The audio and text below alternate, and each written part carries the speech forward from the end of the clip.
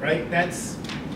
So is that like a hybrid agile? You know, we're all able to speak, we're all able to be, you know, I'm the leader of my little development community to say this is what we need based on the servers. Is that not agile? So my argument there would be that instead of the project manager going to the stakeholders or whoever and saying this is what the team came up with, those stakeholders would be part of that conversation and saying they would be part of that whole thing, saying this is how I can deliver it, this is how I can deliver it, this takes X and this takes Y, so that you're being the leader by providing information to them directly yourself, and then a sound decision be made together as opposed to if you make the project manager or the PO or someone delivering that, then you're starting that hierarchy of, well, the PO is the leader, so they should deliver, which is not true. They're just a team member. So different approach to it, so that you all feel like everyone's a leader inside the team, and you should be able to present those problems or suggestions to the stakeholders or to whoever that is and what you're building. Got it. So in that setting, then I should be able as a developer to call the stakeholder and say, you know what, the project looks like it's going to be put, you know, and bypass the project manager because that's not really that necessary because he's on the same level as me. He can be in the same phone call, but then I should feel free to call the stakeholder and say, you know what, if you want this by this month, it's going to mean this. So, Actually, my ideas. yeah, I don't know how the room feels, but I would say so Agile is based on, it's a belief system, right? So it's based on four values and 12 principles. Okay? That's what Agile is. Now there's methodologies that live within that umbrella, Scrum, Kanban, Right. whatever. So I just wanted to clarify that point. But in my mind, we're a collection of, it's a collaboration group. And so if something comes up, then I truly do believe that if the requirements and all the conversation has happened, you can work with whoever you need to work with, right? Now, if requirements are changing and things are happening like that, then we need to be careful, and we have, you know, if we're talking about a Scrum team, and let's just focus on that for just a moment. Right. Then you have your product owner who is that key communication, that key person to go between, you know, that's the voice of the stakeholder, the user.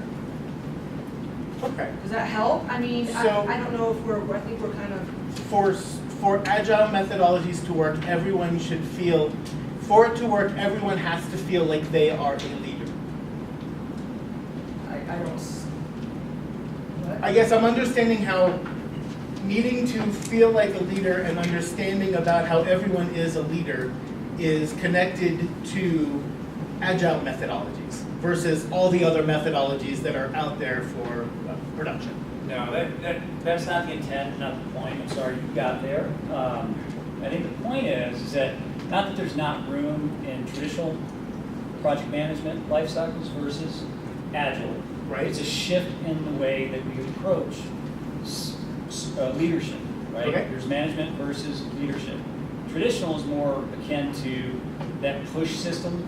You will do this, and you will do this by this date. All Right. we're talking about is making that paradigm shift as we go through a transformation, that our behaviors and our mindset needs to match what we're trying to do within our teams. Does that make sense from a leadership perspective? So there's still a need there, and there's also a need within our teams to have the courage to be not organizational leaders, but leaders within our team, to have a voice, to collaborate with one another, to take perspective, work through problems together as team members, right? Does that make any sense? We're not making the connection that so leadership didn't exist and now it should in Agile or anything like that. It's just that the way we approach it is different, and that's Okay. what we're conveying here. All right. Does that help? We can Getting there. have more conversation around that over lunch if you'd like. Good. So kind of to his point, how is Agile then in this realm any different than a PM delegating tasks, delegating work to the team? The PO has direct communication with the stakeholder, the team does not.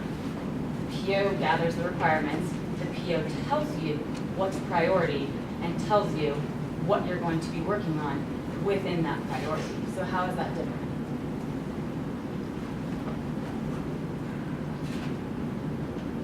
So,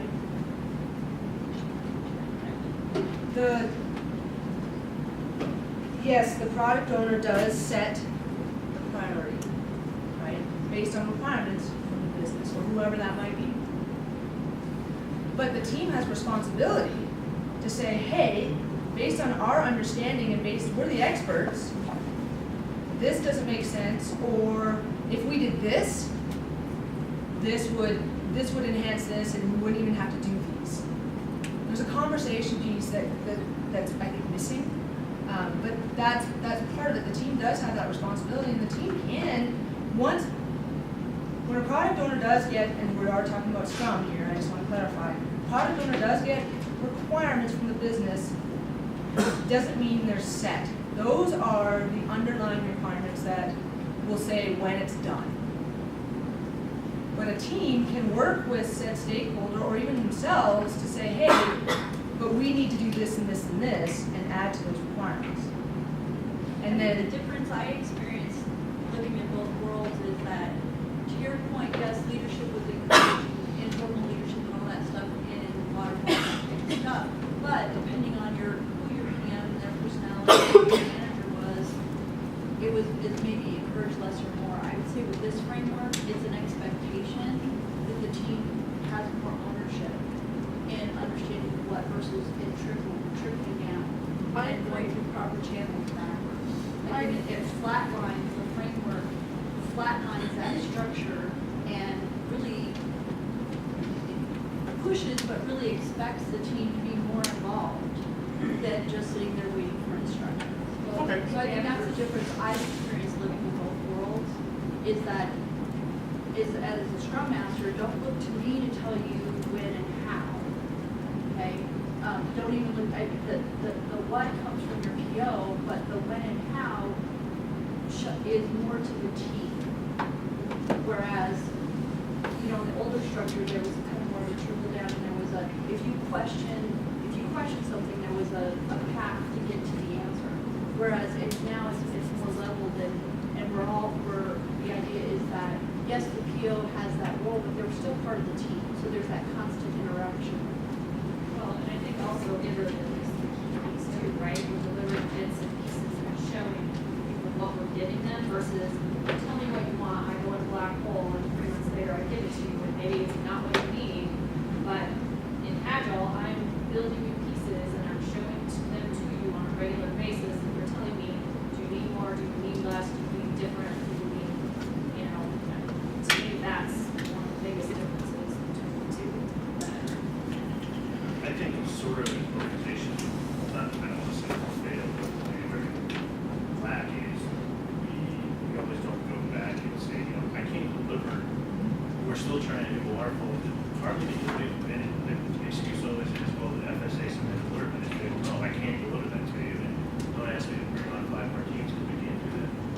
Heather and myself had a project last year where we did a story and we said we can't deliver all those things you're asking. We can only deliver this. And that is the piece that I feel sometimes we miss, is where you get the feeling of, well, the PO said I have to do this, but this day, well, the team should stop and say, that's fantastic.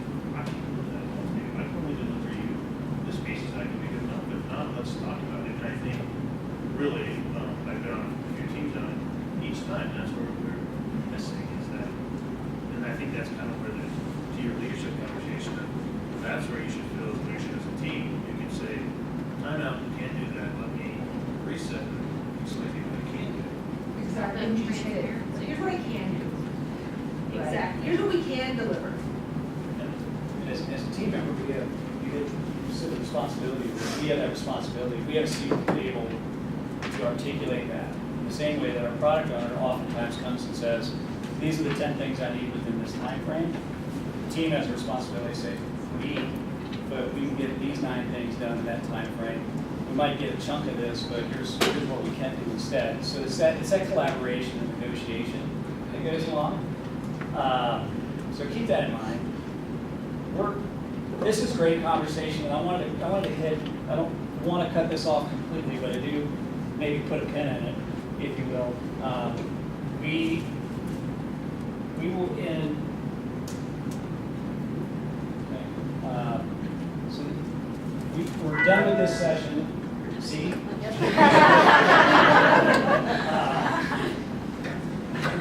I couldn't have timed that. But, so we're wrapping this up. We have lunch from 12 to 1:30. Lunch is on your own. Good news is, if you're out of town, there's a place right there. Grab lunch, or there's other places, talk to people.